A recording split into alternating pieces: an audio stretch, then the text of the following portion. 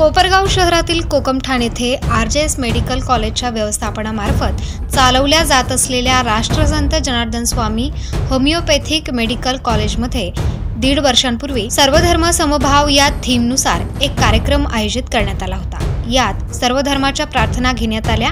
मात्र अचानक नमाज पठणाचा फोटो व्हायरल करत सामाजिक वातावरण खराब करण्याचा प्रयत्न केला जातोय।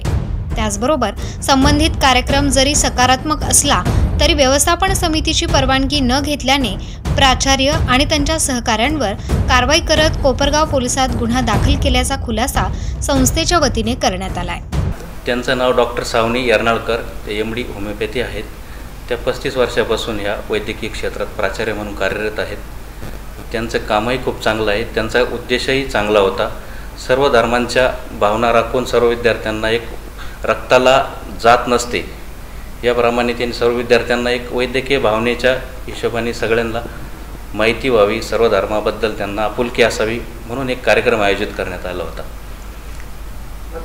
त्यात सर्व मुस्लिम मुलींनी हिंदू धर्माची प्रार्थना केली, गणपतीची आरती केली। इथे गणेश उत्सव मोठ्या प्रमाणात साजरा केला जातो।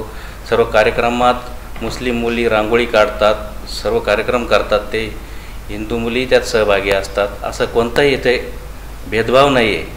एक वैद्यकीय शिक्षण घेत असल्यामुळे त्यांच्यामध्ये भावना जागृत व्हावी सर्व धर्माबद्दल या हेतून एक कार्यक्रम आयोजित करण्यात आलेला होता। परंतु कुणीतरी खोडसाळ प्रवृत्तीने त्यातला फक्त एक नमाजाचाच फोटो व्हायरल केला व समाज बांधवामध्ये वातावरण दूषित करण्याचा प्रयत्न केला। पण प्राचार्यांनी या कार्यक्रमाची कुठलीही व्यवस्थापनाकडून परवानगी घेतली नसल्यामुळे आम्ही त्यांच्यावर एक गुन्हा दाखल केलेला आहे, जेणेकरून समाज बांधवांमध्ये कुठेही भावना दुखावल्या जाणार नाही, धार्मिक भावनाचा आदर केला जाईल या हेतूने आम्ही त्यांच्यावर गुन्हा दाखल केलेला आहे। संबंधित घटनेची दखल घेत हिंदू संघटनांनी संबंधित दोषींवर गुन्हा दाखल करण्याची मागणी करत सोमवारी रात्री कोपरगाव पोलीस स्टेशन समोर ठिय्या दिला।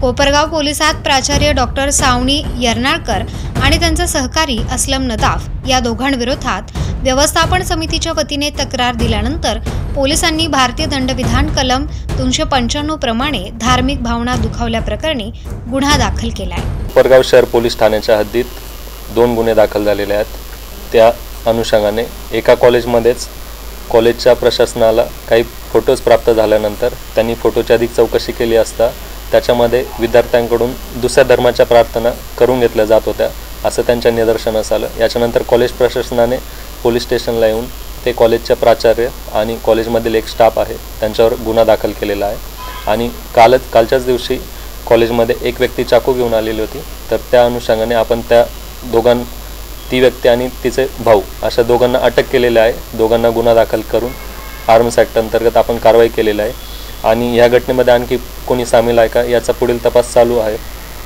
दरम्यान सोमवारी संध्याकाळी महाविद्यालयाच्या मैदानात 2 संघात झालेल्या वादात संस्थेचे क्लार्क असलम नदाफ याने भावाने फोन करून बोलावून घेतल्यानंतर मोबिन नदाफ यांनी चाकू दाखवत दमबाजी केल्याचा प्रकार घडल्यानंतर नमाज पठणाचा फोटो समोर आला। चाकू घेऊन महाविद्यालयाच्या आवारात येणाऱ्या मोबिन नदाफ आणि क्लर्क असलम नदाफ या दोघांच्या विरोधात देखील पोलिसात आर्म ॲक्टनुसार गुन्हा दाखल झाला आहे। सदर प्रकरणी हे दोघेही पोलिसांच्या ताब्यात असून धार्मिक भावना दुखावल्याप्रकरणी प्राचार्य सावनी यर्नाळकर यांची चौकशी सुरू आहे। ब्युरो रिपोर्ट SP 24 तास कोपरगाव।